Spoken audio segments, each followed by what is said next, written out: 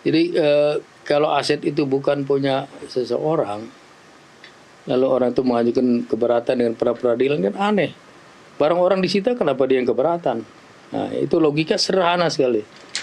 Dan kalau menurut KUHP pasal 123 ya, kalau ada aset-aset yang diduga berasal dari tindak pidana tapi tidak diketahui pemiliknya bisa disita oleh penyidik. Nah, dengan indikasi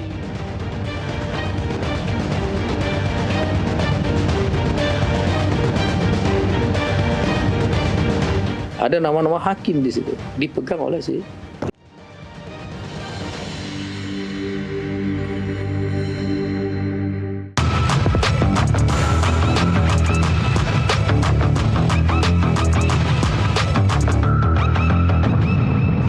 Pemirsa, kasus mantan Jampitsus Febri Adriansyah kini memasuki babak baru, yaitu babak pra-peradilan.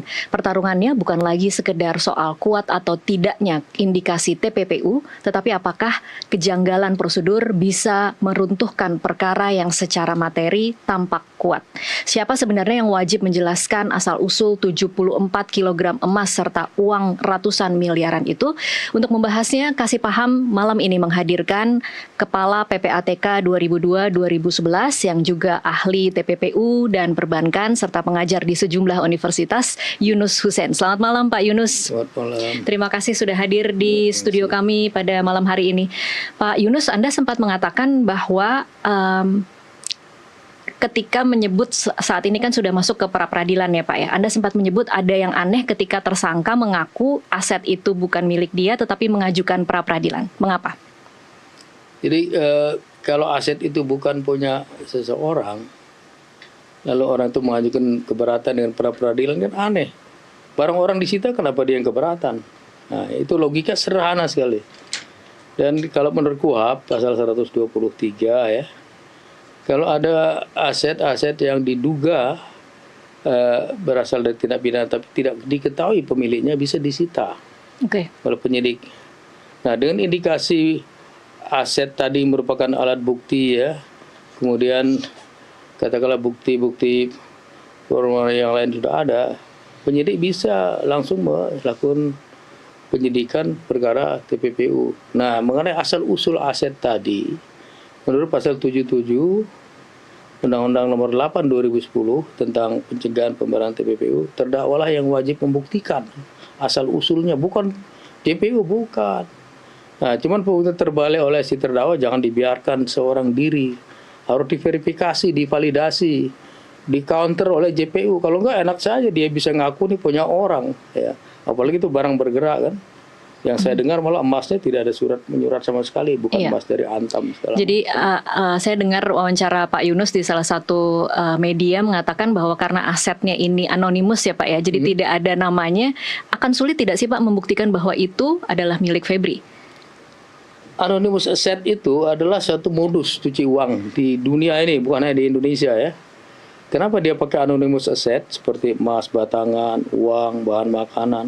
Karena anonymous asset ini tidak ada catatan, tidak ada paper trail, tidak ada jejak, sehingga sulit mengetahui asal-usulnya. Ada intelijen yang terputus, yang hilang. Nah, bisa nggak dibuktikan? Ya, bisa saja. Alat bukti yang sekarang ada dalam KUHP pasal 235 itu sangat terbuka, luas sekali. Selain barang bukti tadi jadi alat bukti, bisa pengakuan saksi, terdakwa, ahli, bisa dokumen, bisa dan lain-lain ya. Kuat sekali alat bukti yang ada di KUHP sekarang karena dia sangat terbuka, termasuk pengamatan hakim atau dulu istilahnya petunjuk ya. Nah, dari situ akan bisa ketahuan, apalagi di dalam TPPU. Kalau dakwaan TPPU, terdakwalah yang wajib membuktikan hartanya bukan berasal dari tindak pidana. Beban dialah. Apalagi nanti kalau misalnya ya TPPU ada tapi pidana asalnya dipasang adalah gratifikasi, pasal 12B besar Undang-Undang Tipikor. 12B besar yang wajib membuktikan terdakwa juga menurut pasal 12B besar Undang-Undang Tipikor. Jadi tetap terdakwa. Tetap terdakwa yang harus membuktikan. Iya. Memang untuk mengindikasikan harta ini ada kaitan dengan pidana ya paling tidak bukti permulaan ataupun tunjuk harus ada dimiliki oleh penyidik sehingga dia bisa masuk ke penyidikan TPPU ini di awalnya. Tapi asal usul aset tetap terdakwa yang harus buktikan di pengadilan. Itu bunyi pasal 77 Undang-Undang 8 2010. Oke, jadi kalau sekarang argumennya misalnya dia mengatakan itu bukan milik saya, milik Don Rito misalnya. Apakah bisa dengan semudah itu kemudian dia lepas dari tuduhan, Pak Yunus? Wah, enak sekali kalau bisa ya, karena boleh saja orang berkelit ya menunjuk orang lain sebagai pemiliknya. Orang lain itu harus dipanggil juga, didengar keterangannya apakah benar dia punya, buktinya apa gitu. Jadi harus diverifikasi, harus di counter oleh JPU pengakuan dia bahwa itu bukan punya dia gitu. Ya. Oke, saya ingin masuk ke poin pra-peradilannya karena ini menurut saya cukup menarik. Ada 2 permohonan yang kemudian diajukan secara terpisah, Pak Yunus. Yang pertama adalah upaya paksa Kejagung dalam penetapan tersangka TPPU dan upaya paksa penahanan.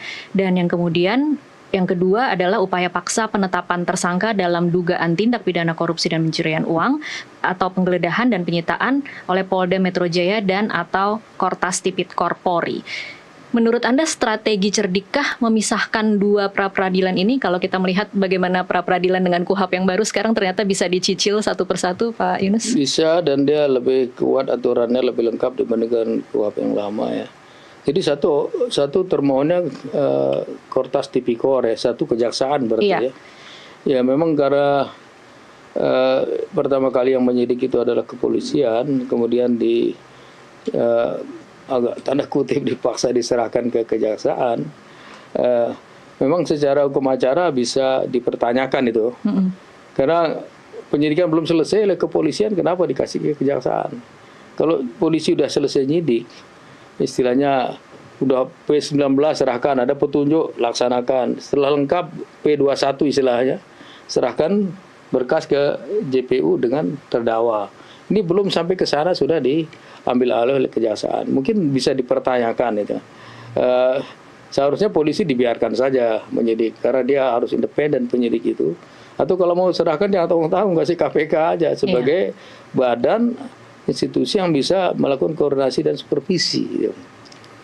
Jadi dia bisa ya, taktiknya silakan saya. Kemudian kejaksaan di pra-peradilan juga terhadap dia menetapkan tersangka, upaya paksa, penahanan, ya boleh-boleh saja. Yang jelas di dalam setiap penyidikan kalau udah ada 2 bukti permulaan ya, bukti permulaan yang cukup tuh minimal 2. Dari 8 alat bukti yang ada di KUHAP itu minimal 2 harus ada, dan penyidik harus yakin apa ada tindak pidana dan ada calon pelakunya, baru dia naikkan jadi penyidikan, udah ada tersangkanya. Ya, kalau ini ingin menahan orang juga ya 2 alat bukti ini dipakai karena sudah pada tingkat penyidikan udah ada upaya paksa. Nah nanti di dalam pra-peradilan itu yang diuji itu adalah bukan hukum material, artinya bukan substansi TPPU dan Tipikornya, tapi banyak hukum proseduralnya, karena KUHAP itu hukum acara. Apakah tata caranya dipenuhi, persyaratannya dipenuhi apa tidak. Nah saya kira penyidik-penyidik dari terutama kalau Kortas Tipikor saya lihat juga sama Polda Metro ya udah cukup baik melaksanakan tugasnya ya, dan kalau di kejaksaan lebih baik lagi karena tim 9 tuh boleh bilang saya kenal semua alumni KPK, dan saya dulu sering jadi ahli di KPK udah bertahun-tahun untuk kasus korupsi dan TPPU. Saya mulai dari koordinatornya Pak Jamuas, Pak Rudi Margono, anggotanya Pak Muhib, dan saya semua kenal mereka yang sangat-sangat berintegritas waktu dia ketemu di KPK. Oh, ini saya baru dengar ada narasumber yang cukup yakin dengan tim 9. Jadi Pak Yunus memang mengenal orang-orangnya dan bisa diyakinkan bahwa mereka berintegritas ya? Berikan ahli mereka ya jadi penyidik waktu di KPK. Oke.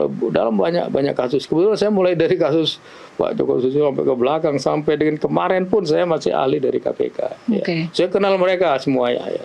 Oke, jadi Pak Yunus cukup yakin bahwa ketika mereka menetapkan Febri Adriansyah sebagai tersangka ketika sudah dialihkan oleh Kejagung, itu sudah memenuhi 2 alat bukti dan tidak akan bermasalah ya Pak ya? Secara pribadi orangnya integritas, kompetensinya sangat-sangat baik kalau menurut saya. Dan pasti dia berusaha untuk memenuhi persyaratan bukti permulaan yang cukup ya. Apalagi sekarang saya sebutkan alat bukti itu sangat terbuka di pasal 235 KUHP. Ya. 8, kalau dulu cuma 5 macam. Sekarang elektronik saja bisa, misalnya komunikasi di antara mereka, transaksi di antara mereka. Lihat barang bukti gitu banyak dikaitkan dengan orangnya. Dan orang bisa punya aset segitu banyak. Biasanya saya bedakan dua korupsi itu. Korupsi karena keserakaan, greedy corruption. Korupsi karena kebutuhan, needy corruption. Kalau needy corruption karena kebutuhan, gaji kecil, masuk septic tank aja, ada cuci uang. Tapi kalau greedy corruption karena keserakaan oleh penyelenggara negara, kalau dia makan sendiri nggak kuat dia, muntah dia, mati dia. Pasti dia sembunyikan, samarkan. Jadi korupsi yang besar pasti ada cuci uangnya. Karena tidak habis dimakan sendiri. Even dengan keluarga tidak akan habis. Bayangkan 74 kilo, ratusan miliar, kapan habisnya? Dia pasti sembunyikan, samarkan. Nah, justru kelemahan rantai kejahatan itu adalah pada aset hasil kejahatan. Di situ titik lemah. Bukan pada orang atau perbuatan atau ketahuan. Asetnya lebih mudah ketahuan daripada perbuatannya, daripada pelakunya. Karena titik begitu besarnya. Iya, karena besar dan memang titik lemah setiap kejahatan itu hasil kejahatan itu sendiri. Itu yang harus diingat oleh para pelaku kriminal.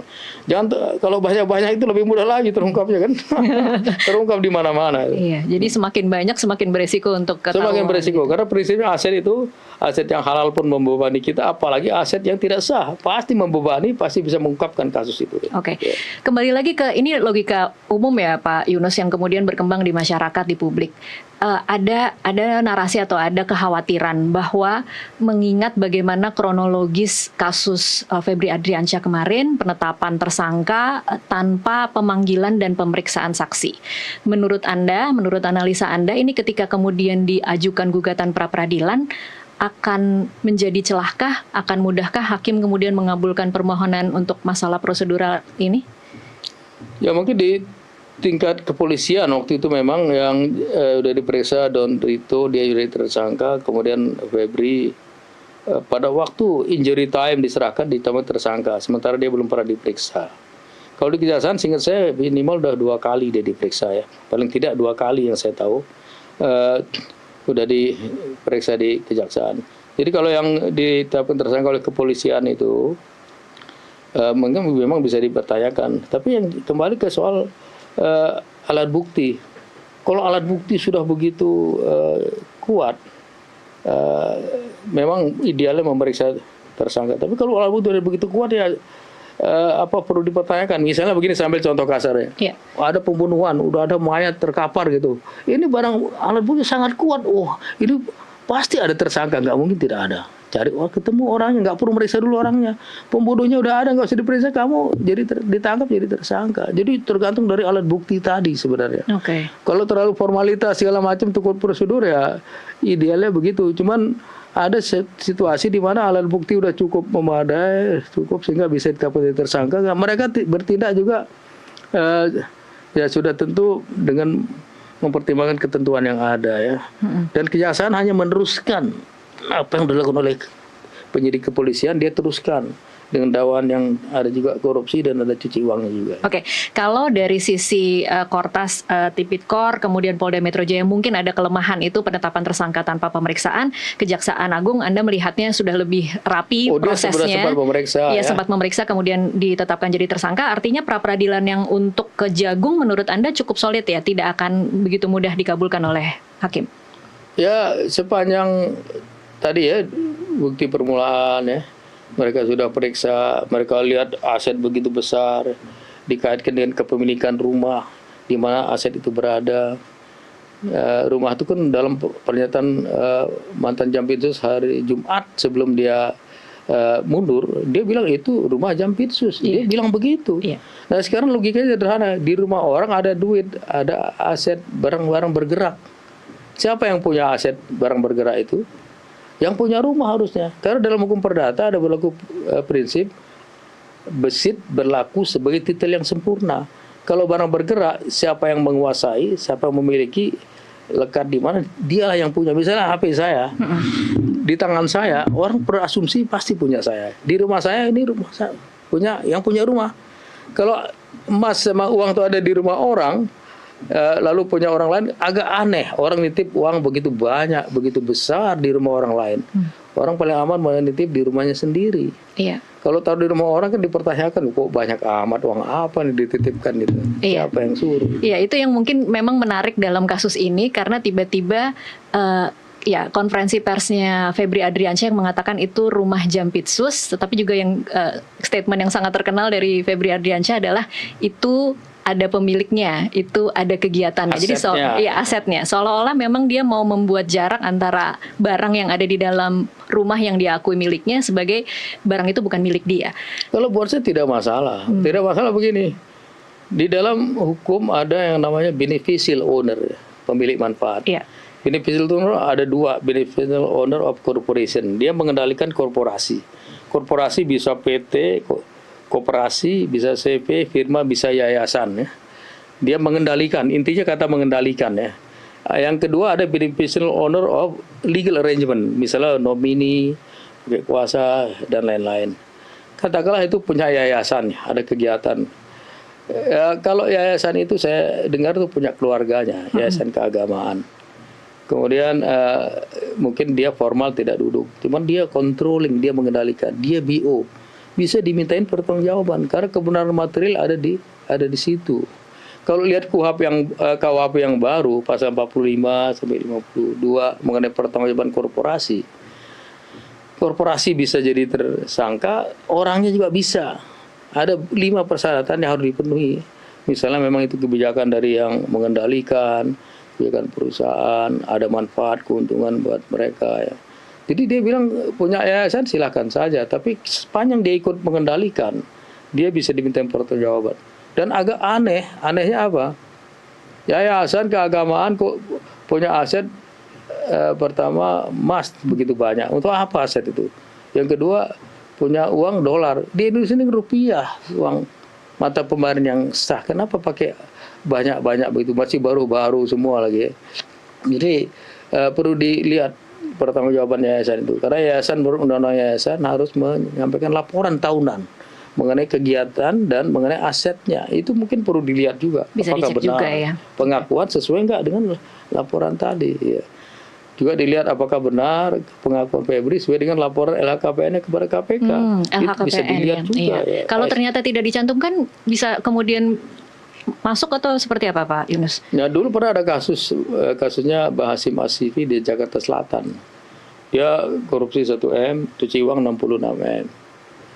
Lalu hakim bilang, kamu buktikan dari mana aset kamu berasal. Dia bilang, saya berusaha dengan pengusaha Cina, tunjukin dokumentasi. Hakim nggak percaya karena SPT pajak, LHKPN, transaksinya, rekeningnya muter-muter, dia anak istri aja muter-muter situ. Nah kalau orang berusaha kan mutasi rekening akan menunjukkan berusaha. Jadi ini pembalikan beban pembuktian. Hakim tidak yakin.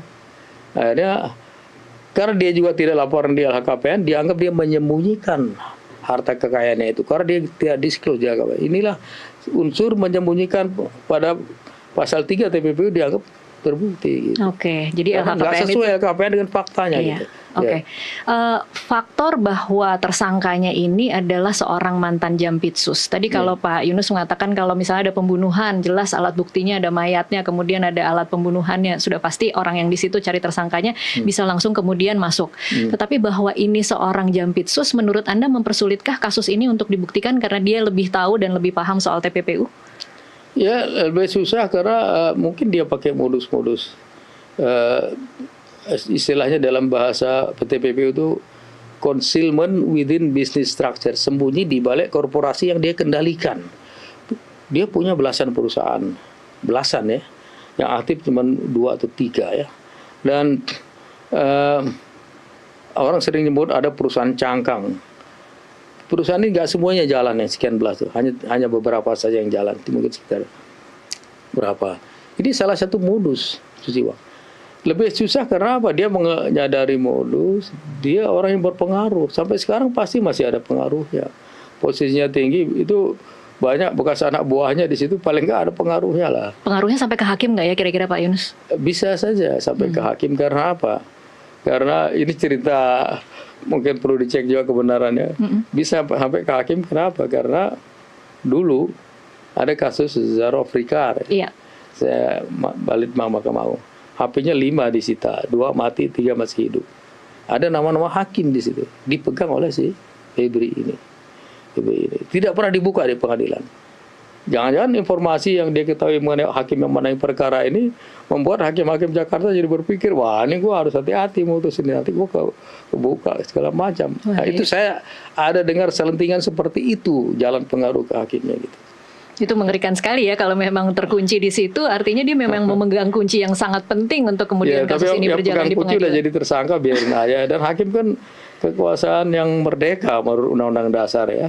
Dan dia wakil Tuhan, makanya dia putus demi keadilan berdasarkan ketuhanan yang Maha Esa, demi yang Maha Kuasa dia putusin. Jadi harusnya dia tidak terpengaruh dengan apapun juga gitu.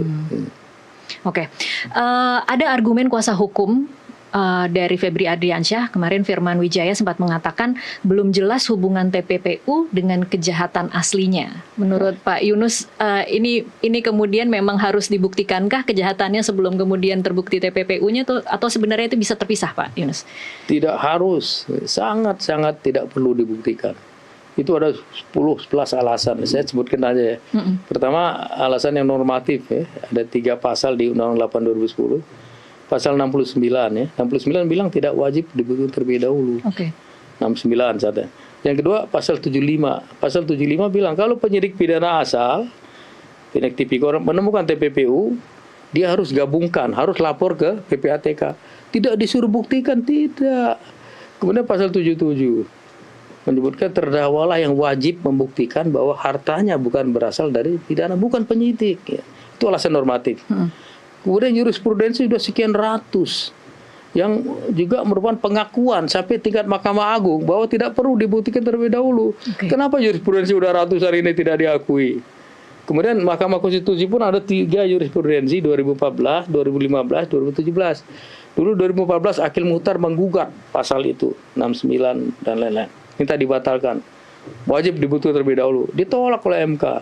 2015 Suwandoyo mantan Jamdatun menggugat, ditolak juga. 2017 sama juga. Itu jurisprudensi MK.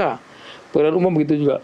Nah, kalau lihat standar internasional yang dibuat oleh PBB, United Nations Office on Drug and Crime, dibuat IMF, ya, buat negara civil law ataupun common law, semuanya bilang tidak wajib dibuktikan. Tidak wajib dibuktikan. Jadi sekarang PR terbesarnya adalah membuktikan bahwa memang terjadi TPPU begitu ya Pak Yunus? Ya, dan saya pun pernah bertanya pada Hakim Agung Belanda 2 orang. Dulu ada Nico Keizer namanya, pernah kemari. Saya tanya sama almarhum Pak Muladi. Tanya Mr. Keizer, apakah di sana diperlukan dibuktikan terlebih dahulu di Belanda? Tidak perlu. Hakim Agung lain, Mr. Buruma, saya tanya waktu di Bangkok, tidak perlu. Hakim Amerika, Australia, saya pernah tanya langsung, semuanya tidak wajib. Negara lain tidak wajib. Aturan mereka seperti itu juga. Dan kita agak tidak konsisten. Kalau kasus penadahan pada 80 ya, orang beli mobil murah di pasar gelap, siapa pencurinya nggak pernah dibuktikan. Iya. Lah saya langsung kena, ini kan sebagian TPPU ini mirip seperti itu. Ini analogi yang sama 5. Ya sebenarnya ya Pak Yunus. Khususnya pasal 5 atau pasal 607 ayat 1 huruf C itu mirip dengan itu. Kenapa nggak pencurinya dicari dulu? Jadi dia independent crime misalnya, bukan follow up crime. Independent bisa berdiri sendiri dan bisa didakwakan secara stand alone money laundering. Stand alone itu ada 2 pidana, bisa pelaku itu lakukan dua-duanya, tapi didakwa 1 saja. Kenapa demikian? Karena kekurangan jurisdiksi, kekurangan alat bukti. Saya ambil contoh nyata misalnya. Di Australia ada Mr. Foster namanya, menggelapkan menipu di Fiji, menipu Bank of Micronesia. Lari ke Australia, tertangkap di Australia.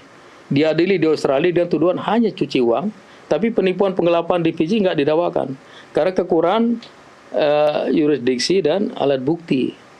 Nah, di dalam negeri ada beberapa kasus, misalnya kasus Ronald Tanur di Batam 2017. Dihukum sampai hari ini pelaku pidana asal tidak pernah ketemu, tidak pernah dibuktikan. Yang tadi Bahasim Asibi 66 M, dia dituduh 66 tuh cuci uang, bukan korupsi. Karena hakim menduga itu berasal dari jabatan dia yang dia salah gunakan, disuruh dia buktikan. Jadi udah ada stand alone money laundering itu udah ada di Indonesia, bisa dipakai. Bahkan kalau sekarang dengan dipasang 12B besar di depan gratifikasi, itu ya udah terbantu karena dia harus membuktikan. Kalaupun tidak dipasang pasal 12B besar di dakwaan pertama, atau pidana asal. Cukup diuraikan saja perbuatan-perbuatannya yang melawan hukum, dikaitkan dengan jabatannya yang disalahgunakan gitu. Ya. Jadi bisa nyambung yang menghasilkan uang segede gitu. Oh, oke. Oke, kita harus break dulu Pak Yunus, nanti kita sambung di segmen selanjutnya. Pemirsa tetaplah bersama Kasih Paham.